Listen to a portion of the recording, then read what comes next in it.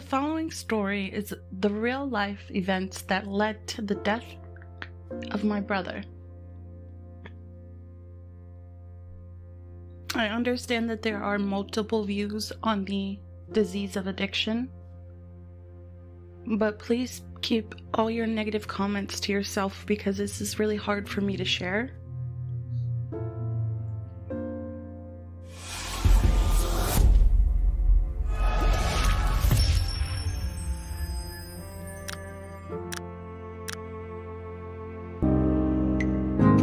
Oh, hey, welcome to my channel. My name is Danny, and here you'll find no happy endings.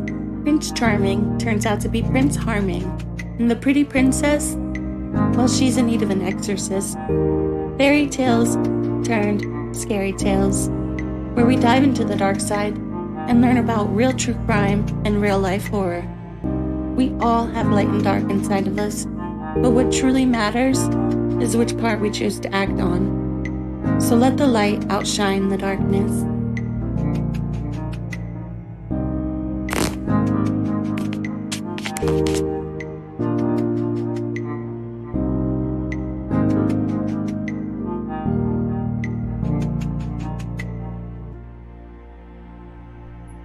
For the sake of this story, we are going to change my brother's name to the letter C for privacy reasons.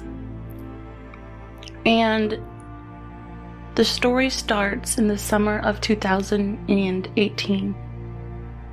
My brother C was 22 years old, and he had been struggling his entire life with fitting in, with bullies, with making true friends, because at an early age he was diagnosed with Tourette's syndrome, ADD, and ADHD. With his Tourette's, it wasn't the kind where you yell curse words, but instead he had a tic, which is an involuntary movement of his neck that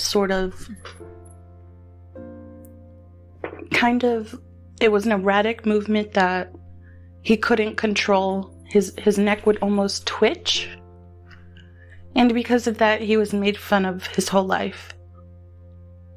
As he progressed through middle school and high school, he was on medication that was able to control his tics, but throughout his school years, he struggled so terribly with people making fun of him, with people using him, when all that he really wanted were people to call his true friends. I think at one point, I'm not sure, I don't remember clearly how old he was, but there were some neighborhood boys that my brother used to play with, and at one point, one of the friends, or so-called friends, held my brother down and punched him in his face, proceeding to break his jaw. Now, I'm not sure what my brother did to deserve that. He was not a bad kid, but nonetheless, that's what happened. And following the incident, he continued to be friends with that person because that's how bad he truly wanted friends in his life. Who doesn't want that? Everybody needs love and connection. Everybody wants friends. So these so-called friends, they started smoking pot, and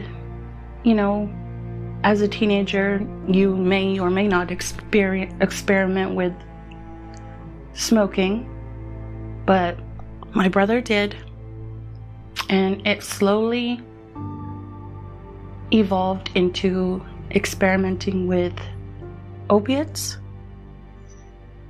which are prescription narcotics, and when that became too expensive, it turned to heroin.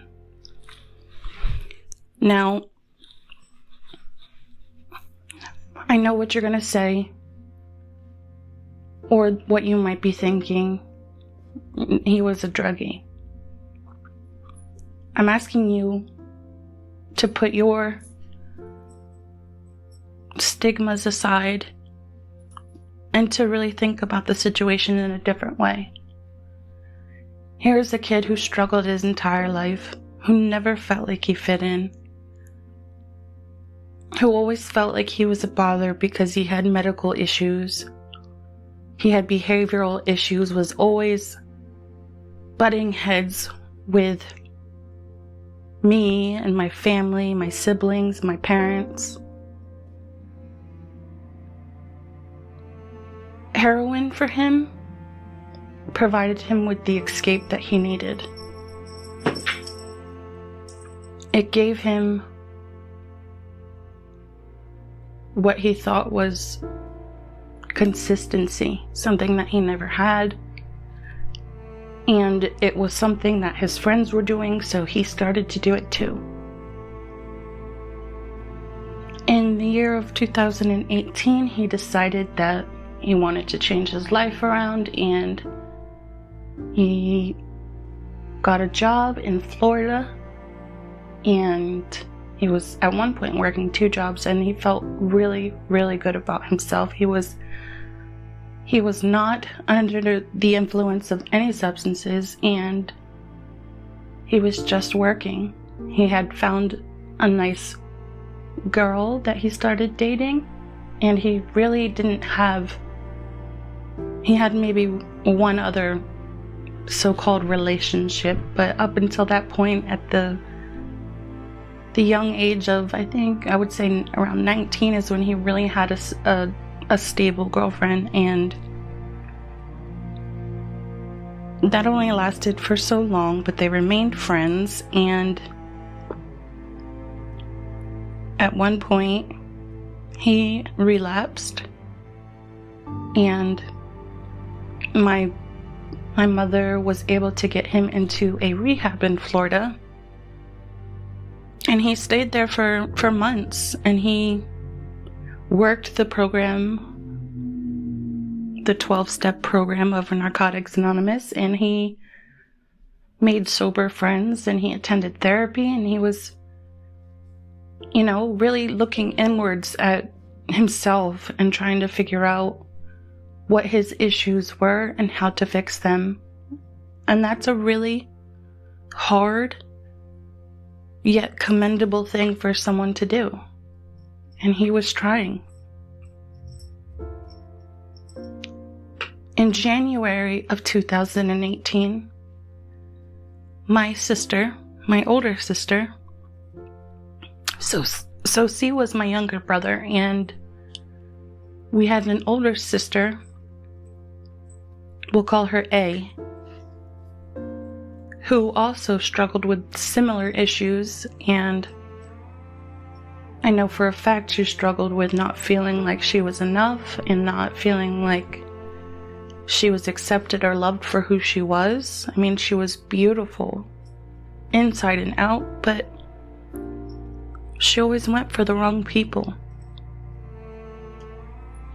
She always thought she could change other people, and she always saw the best in other people, and it ended up hurting her in the long run, and she couldn't understand, why people kept hurting her. So eventually that led to her experimenting with opiates. And when that became too expensive, she also switched to heroin. And in 2018, January, she passed away. She was buying product off of a trusted source, and they had bought the product from someone else, and it turns out that it was laced with fentanyl, and she passed away. She passed away while he was in Florida in rehab, and I live in a different state. But the news was devastating to all of us. We grew up close. And even though C was one of 4 girls, there was 5 of us total. We were close. And I believe at one point C and A were actually using together. I wasn't there. Like I said, I was in a different state, but I'm pretty sure that's what A told me. She had also gone away to rehab, and I drove from my state to where her rehab was, which was in a different state from where my parents lived.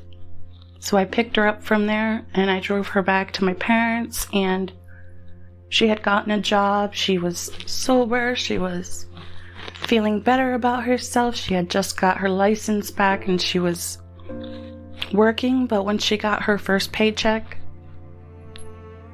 the disease called her back, and she was not strong enough to fight that urge, and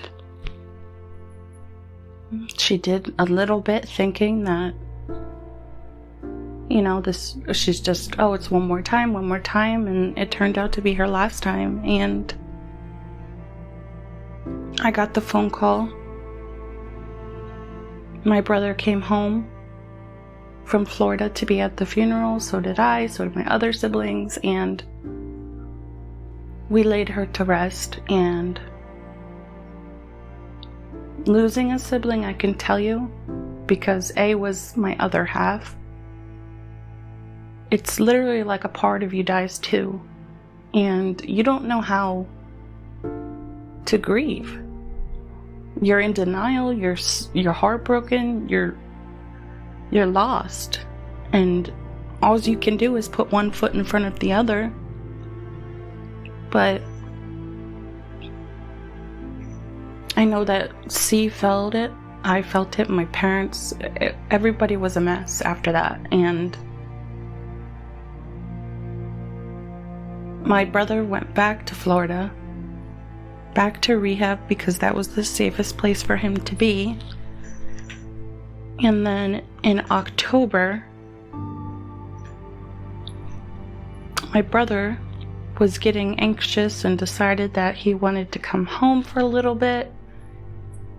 My mom told him that it wasn't a good idea. She didn't think that he was strong enough, but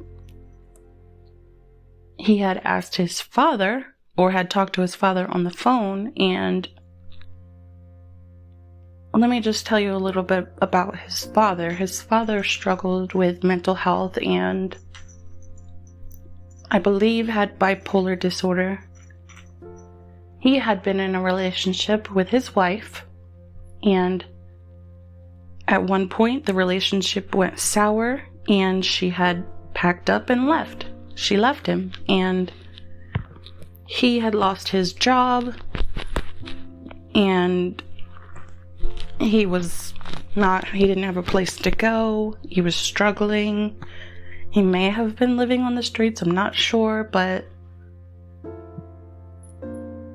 come to find out, a couple months prior to my brother, him talking to my brother, he had took out a life insurance policy on my brother, who was 22 at the time. And my brother's father, he's my half brother, by the way, but his father did have other children, and those were C's half brothers and sisters, but mind you, he only took the life insurance policy out on my brother C. And my gut tells me that it was because he knew that C was struggling with addiction issues, and I think that he believed that it was only a matter of time before something happened and my brother would overdose. So, October 2018, my brother C speaks with his dad. His dad sends him the money for him to come home against my mom's wishes. And my brother ends up taking a bus and coming home. Now, I believe the first night he got back, he stayed with his dad, and he had told us that his dad was just acting funny and he wanted to go back to my mom's. And we were like, what do you mean he's acting funny? And turns out his dad, his father, was offering him alcohol, telling him, yeah, let's get messed up, trying to get my brother to do a white substance, basically trying to urge him to use and to hopefully relapse. Now, my brother was, with it enough to know that something was off, and he did not end up using anything that night. But when my brother came back to my mom's, his dad had given him cash. Now, if you don't know anything about someone with addiction, you do not give them cash, especially when they're trying to recover. That's the worst thing that you can do. Give them a gift card. Give them, do not give them cash. They're not strong enough. But he did. He gave him $40. And later that day, my brother went to a friend's house, someone he hasn't seen since he was in Florida, and by around 5 o'clock that evening, my phone's ringing, and it's my mom screaming because there's a bunch of police going down the road where his friend lived, and then there was an officer pulling up her driveway, and we all just knew. We knew. So there was nothing that could be done. The police were not carrying something called Narcan, which could reverse an overdose, but when we got the autopsy, it did show that there was fentanyl in his system, so what he picked up that day was laced with fentanyl. So we lost him too. And within a couple days, when I saw his father later either that night or the following day, he did not cry. He was not upset.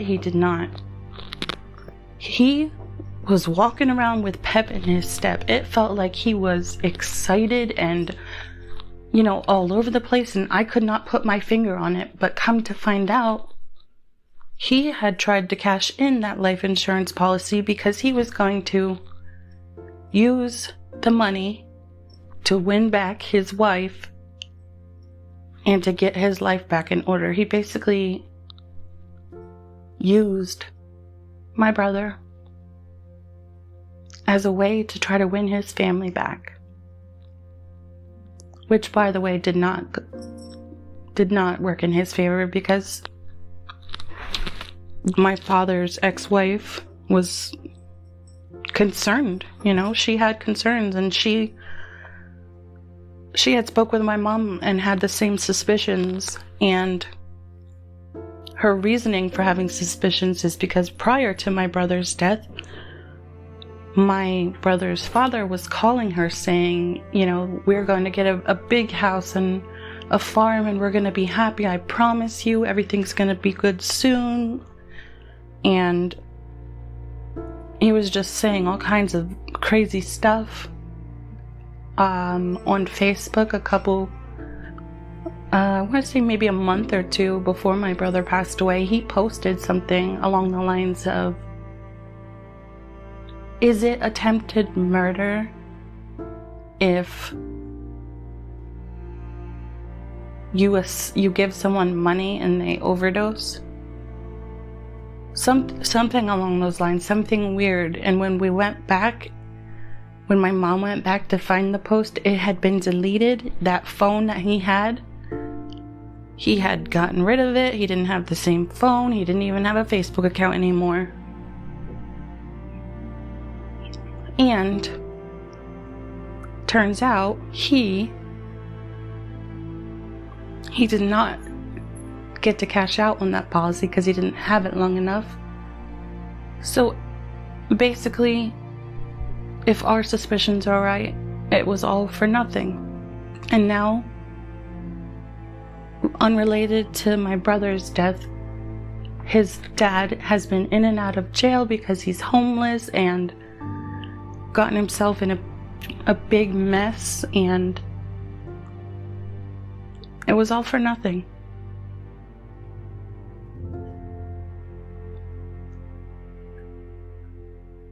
We lost my brother. We lost my sister. And I can't help but think that his father's guilty, and I can't help but think that he wanted my brother to relapse so that he could cash in on that life insurance policy. You know, why didn't he take policies out on all his children? Why just my brother? It doesn't make sense. But that's the true story of what led up to my brother's overdose.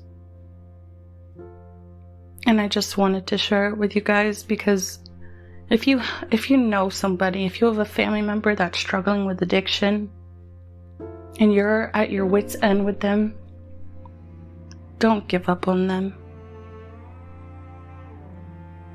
They need you. And they may not maintain their recovery the first, could be 10 times that they try it. But eventually, when they're ready, they will get it. And it's possible. Recovery is possible. It is so real because the reason I know is because I'm in recovery. I'm 6 years clean, and I am living proof that recovery is real. And I don't know why I had to lose a brother and sister. Why was I able to get sober and they were not? I don't know, but that is the truth of my story. I'm tired of not speaking my truth and of carrying around the weight and the guilt and the shame. I'm an addict too. But that doesn't mean I'm not a good person. That doesn't mean that I'm just a junkie. That doesn't mean that I don't love the people in my life. When I was using, I was just, I made mistakes too. I wasn't to the point of using heroin, but I was addicted to prescription opiates, and I know that when you are in active addiction, you will do anything to get your next fix and to avoid having withdrawal symptoms, which literally feels like you're burning from the inside out.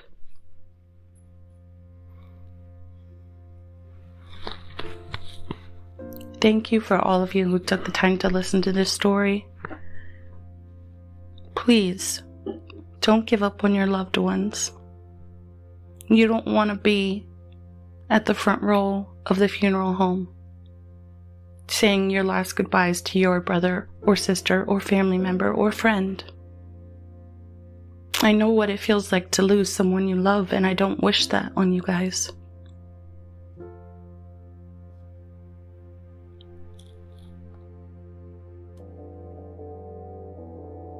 Thank you so much for watching. I really appreciate you being here. Be sure to leave me a comment, drop me a like, subscribe to be part of the crew. Always keep it real. And just remember, when everything around you feels dark and you cannot find the light, you are the light.